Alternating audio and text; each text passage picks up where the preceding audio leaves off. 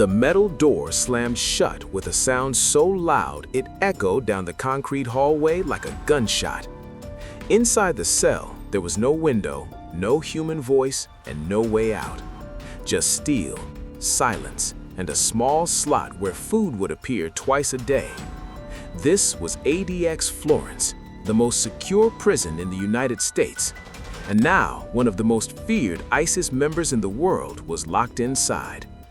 El-Shafi el-Sheikh, known as one of the ISIS Beatles, stood alone in total isolation. For more than 23 hours a day, he would remain inside this cell. No contact with other prisoners, no shared yard, no freedom. This was not just prison, this was permanent control. Families of his victims had waited years for this moment. Some said this cell was still too good for him. Others feared it was not the end at all. Because even here, in the most controlled prison on earth, the question remained. Could someone like El-Sheikh ever truly be silenced? That question haunted prison officials as the door locked for the first time. Before ADX Florence, before the steel and silence, El-Sheikh was part of a group that shocked the world. The ISIS Beatles were 4 men who operated in Syria during the height of the Islamic State. They earned their nickname because of their British accents, but there was nothing playful about them. They were kidnappers, torturers, executioners. Hostages were beaten, shocked with electricity, and threatened daily. Some were journalists, some were aid workers, many were innocent civilians. Several were murdered on camera, their deaths used as propaganda to spread fear across the world. For years, the ISIS Beatles vanished into the chaos of war. Intelligence agencies hunted them across borders. Families of the victims waited, not knowing if justice would ever come. Then, the collapse of ISIS began. As the group lost territory, members tried to flee or hide. El-Shafi el-Sheikh was captured by Kurdish forces in 2018. He was later transferred into U.S. custody. The world watched closely. Would he face trial? Would he speak? Would he ever see a prison cell in America? The answer came years later inside a federal courtroom. El-Sheikh was charged in the United States for his role in hostage-taking and murder. Survivors testified.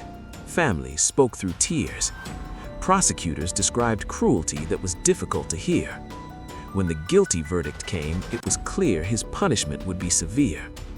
But even after conviction, the biggest decision remained. Where do you place someone like this? The answer was ADX Florence. Located in the mountains of Colorado, ADX Florence is often called the Alcatraz of the Rockies. It holds the most dangerous prisoners in the country. Terrorists, mass murderers, organized crime leaders. People considered too dangerous to mix with anyone else. Inside ADX, prisoners live alone. They eat alone. They exercise alone in small concrete pens. Every movement is watched. Every sound is controlled. Communication with the outside world is heavily monitored. When El-Sheikh arrived, security was at its highest level. Guards were warned. Procedures were reviewed again and again. Officials knew the risk was not just violence, but influence. Radical ideas can spread even without direct contact. Victims' families followed every update closely. Many spoke out, demanding that El-Sheikh never be moved to a less strict prison. They feared letters, messages, or any chance for him to inspire others.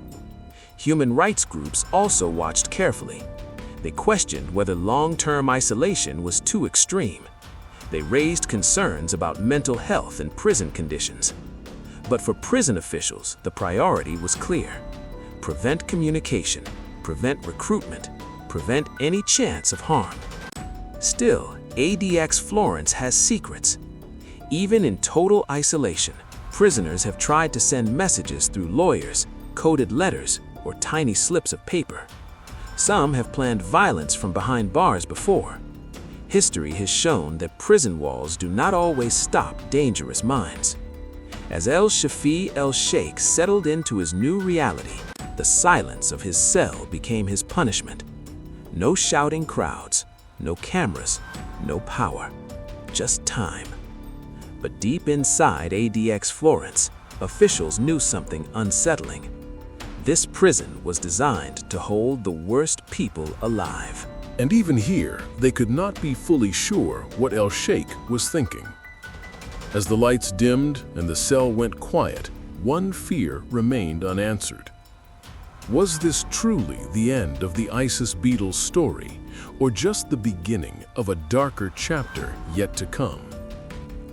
The first night inside ADX Florence is always the hardest. As the lights dimmed inside El-Sheikh's cell, the silence became heavy. There were no voices, no footsteps, no sounds from other inmates, just the faint hum of air moving through hidden vents. For most prisoners, this silence breaks them. For terrorists trained to endure hardship, it becomes something else. Guards watched closely through cameras placed at every angle. Every move El-Sheikh made was recorded. When he sat, when he stood, when he lay down on the thin concrete bed. ADX Florence does not allow privacy, not even for sleep. Officials believed that control was the only way to stop influence. But influence does not always need words. In the days that followed, El-Sheikh followed the routine without complaint. Food arrived through a small slot in the steel door. Meals were simple and bland. He ate alone.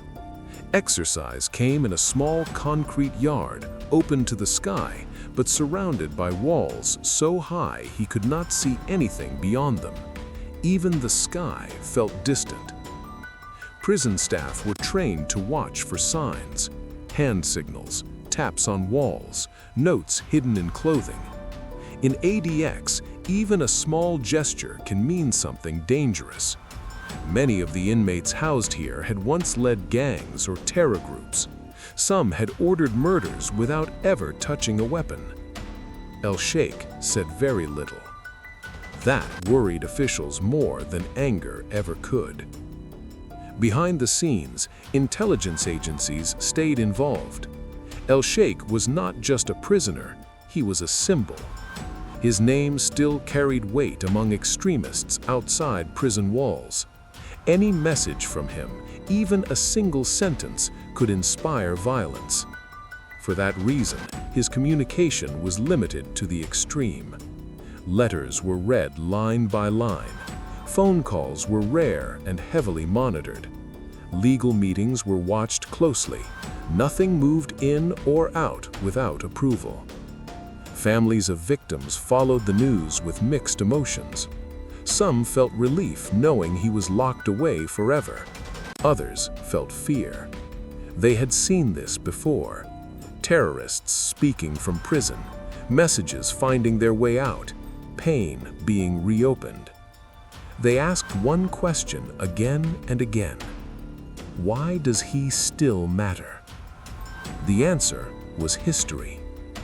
Other terrorists had tried to stay powerful even after capture. Some used courtrooms as stages. Some wrote letters that were later found on extremist websites. Some inspired attacks without ever leaving their cells. ADX Florence was designed to stop that from happening. Yet even here, the pressure built. Weeks turned into months. El-Sheikh remained silent, calm, and controlled. Prison psychologists observed him closely. Long-term isolation can cause hallucinations, rage, or mental collapse, but El-Sheikh showed none of it. He prayed quietly, he followed rules, he waited. That patience raised alarms. Officials began to wonder if he was simply enduring or planning. Outside the prison, debates grew louder. Human rights groups criticized the conditions at ADX Florence. They argued that no human should live in isolation for years. They warned that extreme isolation could make inmates more dangerous, not less. Victims' families pushed back hard. They said the pain El-Sheikh caused could never be undone. They said comfort was not justice. They demanded that ADX remain his final stop. The government stood firm, for now. But something unexpected happened. During a routine review of inmate communications, analysts flagged a pattern. It was not a letter, not a phone call, it was timing. El-Sheikh requested legal materials at specific intervals, always after certain global events, always after news involving extremist groups. On its own, it meant nothing. Together, it raised suspicion.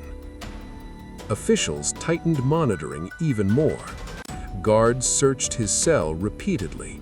Nothing illegal was found. No notes, no messages, no hidden codes.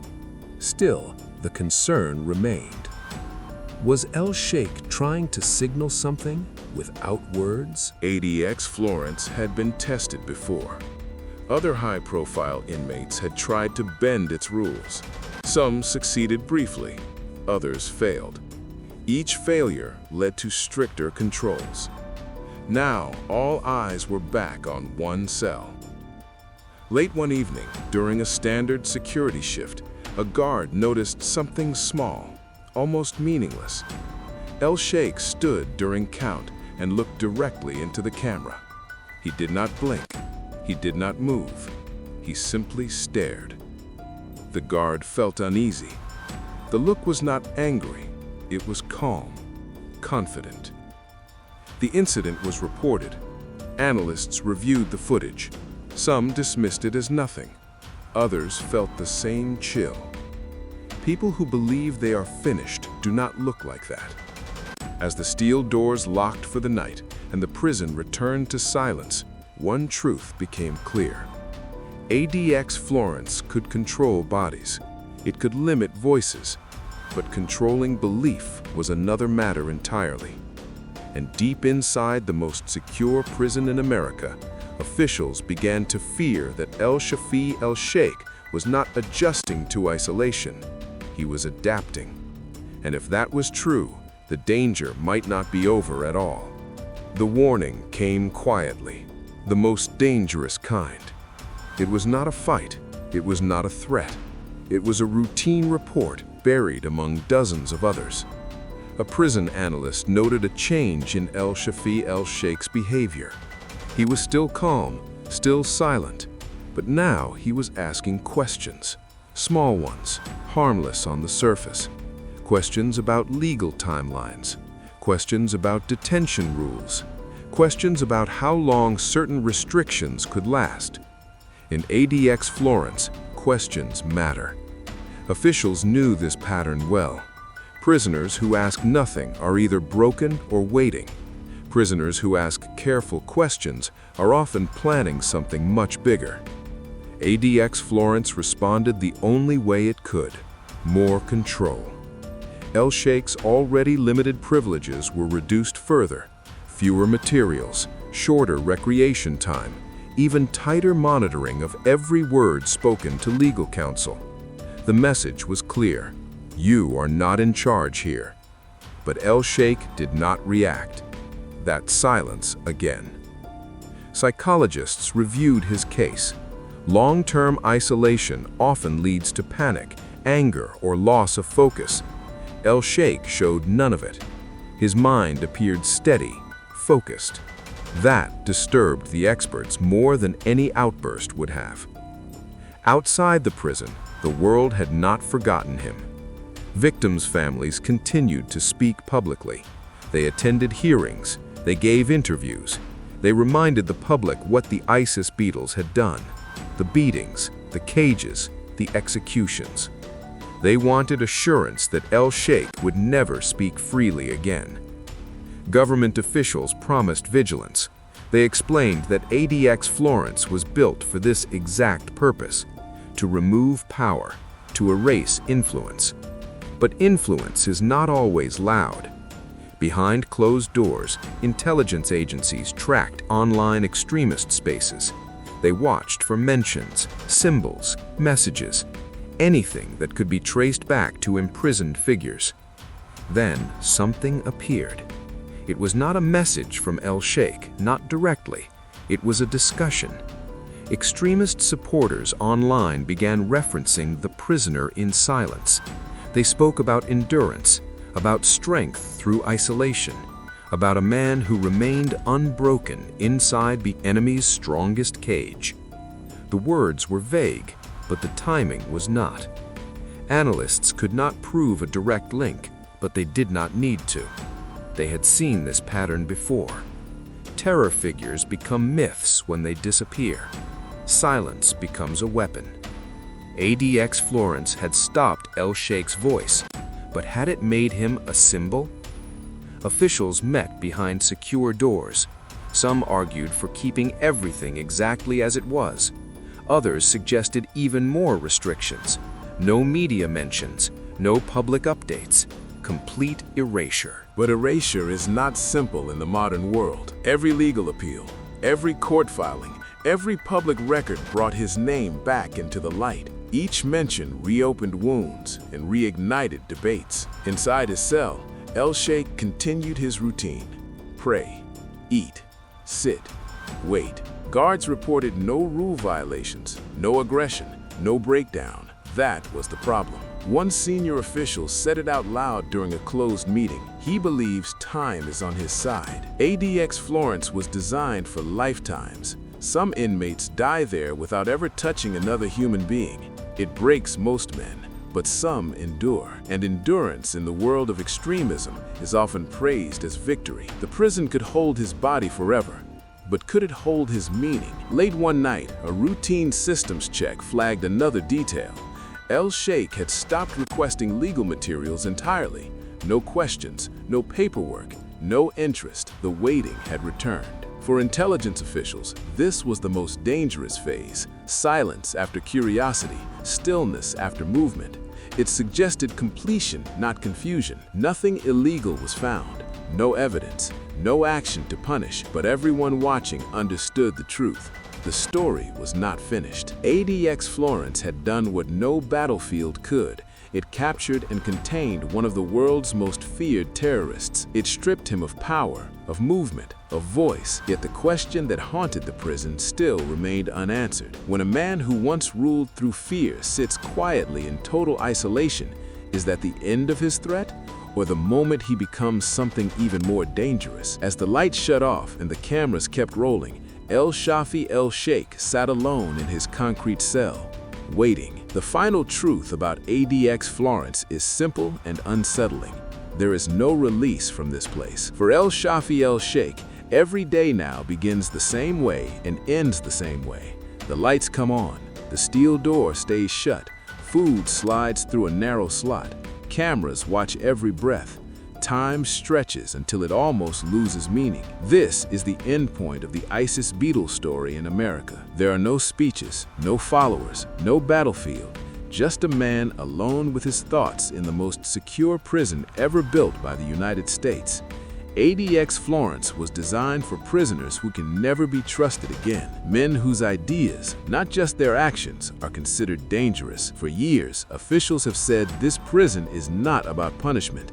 It is about prevention, preventing communication, preventing influence, preventing harm before it can happen. In that mission, ADX Florence has succeeded. El-Sheikh has not spoken publicly. He has not inspired attacks. He has not been heard from beyond legal records and silent court filings. The voice that once terrorized hostages across the world is gone. But silence does not erase memory. Families of the victims still carry what was taken from them. They visit graves, they mark anniversaries, they live with images that never fade. For them, no prison cell can balance the loss. Still, many have said knowing El-Sheikh will never walk free brings a measure of peace. Justice, in this case, is permanent. Outside the prison walls, the debate continues. Some ask if extreme isolation is humane. Others say it is the only answer for men like this. ADX Florence stands at the center of that argument, hidden in the mountains, far from public view. What happens inside those walls rarely reaches the outside world. That is by design. As years pass, El-Sheikh's name will slowly disappear from headlines. New threats will rise, new cases will demand attention. But inside ADX Florence, nothing changes. The routine does not bend.